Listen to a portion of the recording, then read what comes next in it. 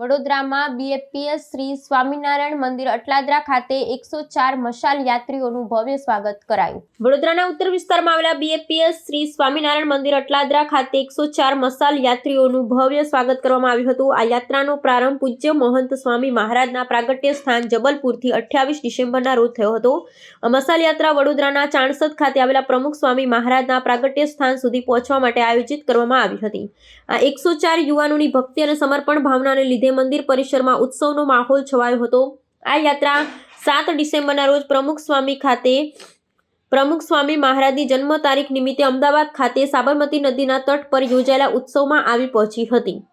ત્યાં પ્રગટ બ્રહ્મ સ્વરૂપ મહંત સ્વામી મહારાજની પાવન ઉપસ્થિતિમાં આ 104 મશાલ યાત્રીઓનું વિશેષ સન્માન કરવામાં આવ્યું હતું।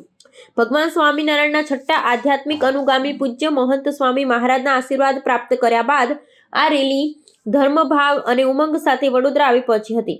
વડોદરા સ્થિત અટલાદરા મંદિર પહોંચેલા મશાલ યાત્રીઓનું સ્થાનિક સંતો અને હરિભક્તો દ્વારા ઉષ્માભર્યું અભિવાદન કરવામાં આવ્યું હતું। આ મશાલ યાત્રા બીએપીએસ સંસ્થાના આધ્યાત્મિક વારસાને ઉજાગર કરે છે અને યુવાનોમાં ધર્મ પ્રત્યેની જાગૃતિ ફેલાવે છે। આ કાર્યક્રમ દ્વારા સંસ્થાના આદર્શો અને મહંત સ્વામી મહારાજના સંદેશને વધુ લોકો સુધી પહોંચાડવાનો ઉદ્દેશ રહેલો છે।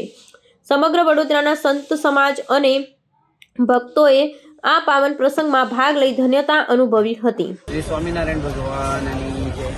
પરમ પૂજ્ય મહંત સ્વામી મહારાજની 92મી જન્મ જયંતિ ઉપક્રમે અટલાદરાની અંદર યુવા પેઢી દ્વારા વિવિધ આયામો વિવિધ આયોજનો થઈ રહ્યા છે। એ આયોજનો પૈકી યુવા જાગૃતિ માટે, વ્યસન મુક્તિ માટે સંસ્થાએ જે કંઈ સામાજિક કાર્યો કર્યા છે એના ઉત્કર્ષ માટે 104 યુવાનો જબલપુરથી 920 કિલોમીટરની લાંબી મશાલ યાત્રા કરીને આજે અટલાદરાને આંગણે પધાર્યા છે। અહીંયા પધાર્યા એ પૂર્વે ગઈકાલે અમદાવાદની અંદર પ્રમુખ સ્વામી મહારાજનો પ્રમુખ વર્ણી અમૃત મહોત્સવ થયો। ત્યાં પણ એ બધા યાત્રીઓનું ખૂબ જ ભવ્યતાપૂર્વક સ્વાગત કરવામાં આવ્યું। આ બધા મશાલ યાત્રીઓ આજે અહીંયા પધાર્યા છે, પરંતુ પરબ્રહ્મ ભગવાન સ્વામિનારાયણના છઠ્ઠા અનુગામી આધ્યાત્મિક અનુગામી મહંત સ્વામી મહારાજની 92મી જન્મ જયંતિ જ્યારે ઉજવાશે ત્યારે ચાણસદથી એ લોકો મશાલ યાત્રા લઈને જન્મ જયંતિના સ્થળ સુધી પણ જવાના છે। આ પૂર્વે 28 તારીખે પરમ પૂજ્ય વિવેક સાગર સ્વામી જે સંસ્થાના સદગુરુ સંત છે એમણે મશાલ પ્રગટાવી અને આ લોકોને પ્રયાણ કરાવ્યું હતું। તો 28 તારીખથી લઈ અને આજે 8 તારીખે 920 કિલોમીટરની લાંબી એ મશાલ યાત્રા કરી અને આ બધા પદયાત્રીઓએ પધાર્યા છે।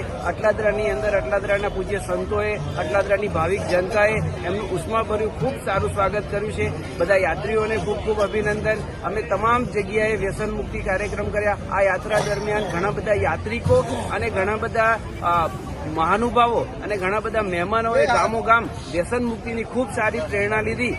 એટલે આવું એક માનવ ઉત્કર્ષનું અદ્ભુત કાર્ય કરીને આ બધા પધાર્યા છે।